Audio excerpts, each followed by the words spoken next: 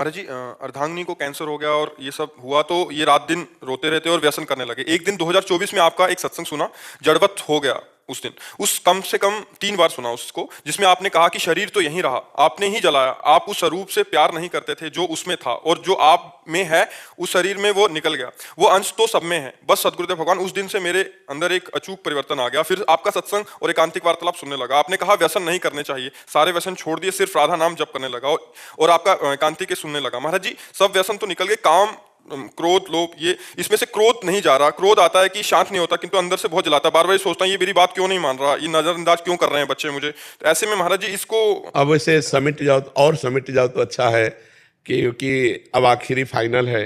यदि आप मेरे बच्चे मेरी बात क्यों नहीं मान रहे, तो फिर मोह आसक्त होकर के विकार युक्त मरने पर फिर हमको उन्हीं के बीच में जन्मना होगा। अब छोड़ो, बच्चों को भगवान को समर्पित करो।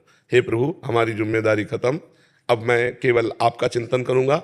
और आपने जो गीता जी में कहा है कि तुम केवल मेरा चिंतन करो, मैं तुम्हारे योगक्षेम का वाहन करूं, अब मैं वो देखूंगा कि आप मेरे बच्चों को कैसे संभालते हो, मुझे कैसे संभालते हो।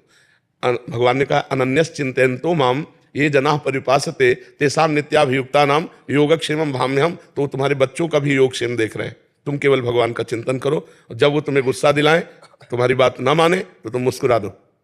अंदर जल रहे हो लेकिन बाहर से मुस्कुरा दो, उत्तर मत दो, बिल्कुल नाराज मत हो। तुम्हारे पुत्र नहीं है, तुम्हारे पुत्र रूप में भगवान ही आए, पहचान नहीं पा रहे हो। तो तुम्हारे को जब ये भाव आएगा कि मेरे भगवान मेरे पुत्र रूप में आए, तो कभी गुस्सा नहीं आएगा। अभी मेरा लड़का है इसलिए गुस्सा आता है, और मेरे भगवान मेरा लड़का बोले फिर गुस्सा नहीं आएगा। अच्छा बताओ, भगवान किसी और कौन है? पंचभूत शरीर ये जो चल रहे, तो जैसे ये पंखा चल रहा है तो बिजली से, हाइड्रोजन तो बिजली से, हीटर फ्रिज सब बिजली एक ही है। ऐसे स्त्री पुरुष जड़ चैतन्य आत्म तत्व पावर एक ही है।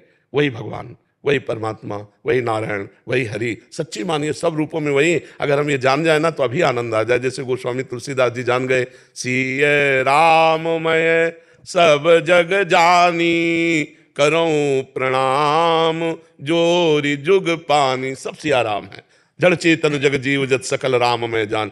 अब आखिरी संभाल लो, मेरा पुत्र मेरी बात नहीं मानता इसलिए मैं क्रोधित होता हूं, यही पतन का कारण बन जाएगा। मेरे पुत्र के रूप में भगवान आए हैं, अब मैं गुस्सा क्यों करूं? जैसे मनावे वैसे आप खेलो, प्रभु आपकी संपत्ति थी, आपको समर्पित है, अब जैसा चाहो ऐसा करो। हम तो सिर्फ आपका भजन करेंगे और देखते रहेंगे कि आप क्या करते हो। बस बिगाड़ो तो हर्षित रहेंगे, और आप सजाओ तो हर्षित रहेंगे। हमारे अब शोक का कारण तुम लोग नहीं बन सकते, क्योंकि तुम सब भगवान को समर्पित हो। ऐसी भावना करो, अभी आनंद आ जाएगा। और आखिरकार जाना तो है ही छोड़ के, तो अभी छोड़ दो ना। सुत बनितादि जान स्वार्थ रत ना करो नेह सभीते, अंत ही तो तजेंगे पामर तू न तजय वहीं से। ये तुम्हें सब छोड़ देंगे, तुम अभी छोड़ दो तो आनंदित हो जाओ। कोई तुम्हारा नहीं, जो तुम्हारे थे वो देखो चले गए। जो प्रिय, अब जो प्रिय बचे हैं वो तुम्हें छोड़ देंगे, तुम्हारा प्रिय शरीर तुम्हें छोड़ देगा। तो हमको चाहिए कि पहले हम सबसे निराश होकर भगवान के चरणों का आश्रय लेकर भजन करें, जिससे हमारा अगला सुधर जाए। ये तो बहुत बढ़िया गया जैसा गया, अब अगला हम ना गिर पावे, कहीं पशु पक्षी न बन जाएं, कहीं नीच योनियों में न जाएं, हमें फिर मनुष्य शरीर मिले और फिर भगवान का भजन करते हुए अपने देशवासियों की सेवा करूं। ऐसा कोई योग्य पद मिले, या भगवान अपने धाम बुला ले। हमको अब नीचे नहीं जाना, मनुष्य योनि से नीचे नहीं गिरना, ऐसा भजन करना चाहिए। सत्या जी हिमाचल प्रदेश। गुरुदेव आपके चरणों में कोटि कोटि प्रणाम। महाराज जी नाम जप प्रार्थना ध्यान इन तीनों साधनों के द्वारा और भगवान के प्रति समर्पण शरणागत होने पर भगवत प्राप्ति हो जाती है। गुरुदेव मुझे तो शरणागत होने की विधि भी ज्ञान नहीं है, महाराज जी कैसे हुआ जाए? हाँ, शरणागत की कोई विधि नहीं है। जब कहीं कोई आश्रय दिखाई न दे तब भगवान की शरणागति होती है। असरण शरण असरण कोई हमें स्वीकार ही नहीं करता, वो भगवान विधि पैदा करते। सब तरह से जब समझ में आ जाता है कि मैं निर्बल हो गए, तो महाबल का आश्रय जागृत हो जाता। सुनेरी मैंने निर्बल के बलराम। द्रौपदी को जब तक ये था मेरे पति है, भीष्मादि महापुरुष है, लेकिन जब देखा पति सर झुकाए, भीष्मादि कोई विरोध नहीं कर रहे, तो भगवान का आश्रय नहीं लिया, अपनी भुजाओं का आश्रय लिया। जब देखा भुजा भी, तो दांत से पकड़ लिया। जब देखा दांत भी धोखा दे देगा, तो आखिरी अब कोई है ही नहीं, अब कोई है नहीं, तो तब पुकारा हे गोविंद द्वारिका वासिन। गजेंद्र ने उसकी हाथी हाथीनियां पूछ पकड़ के ऐसे सूंड से निकाल रहे। 1000 वर्ष तक स्वयं लड़ा। जब देखा हाथी हाथीनियां छोड़कर चले गए, अब ग्राह घसीट कर जल में ले गया, अब स्वयं में शक्ति नहीं रही। तब उसे पूर्व जन्म के भजन के अनुसार, इंद्रद्युम्न नाम का राजा था, उसे स्मृति आई, हे हरि, और गजेंद्र स्तोत्र का जो गान किया, भगवान आए। और तो शरणागति सही माने में कोई सीखने पढ़ने की चीज नहीं है।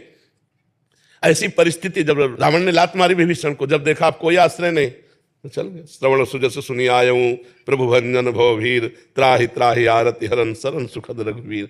जब हमको सारे रास्ते बंद दिखाई देते हैं और एक रास्ता खुला दिखाई देता है भगवान का, तो जीव अपने आप शरण हो जाता है। और इसकी पद्धति यह है कि गुरुजनों का, संतजनों का आश्रय ले। तो श्रवण सुजस, जब भगवान की महिमा सुनते हैं, संसार का दुख देखते हैं, तो आनंद सिंधु भगवान की तरफ बढ़ने की जो इच्छा होती है, वही शरणागति। जो आप बोलेंगे वही करूं। नाम जप करो, नाम जप करो, सब कुछ ठीक हो जाएगा। इसी से राधा राधा राधा सब कुछ ठीक हो जाएगा। प्राण के पति भी है, थोड़ा सा उनका खान पान भी बेचारी। तुम अपना संभालो, अपने अपने कर्म को सब कोई भोगता है। को न काहू के सुख दुख कर दाता, निज कृत कर्म भोग सुन भ्राता। ये पति पुत्र आदि ये प्याऊ में जैसे मिलते हैं 10 लोग, ऐसे मिले हुए हैं। समय आने पर सब अपने अपने निकल जाएंगे। यहाँ न कोई किसी का पति है, न कोई किसी का पुत्र है, न कोई किसी की पत्नी है। एक नाटक माया का चल रहा है, वही सच्चिदानंद भगवान सब रूपों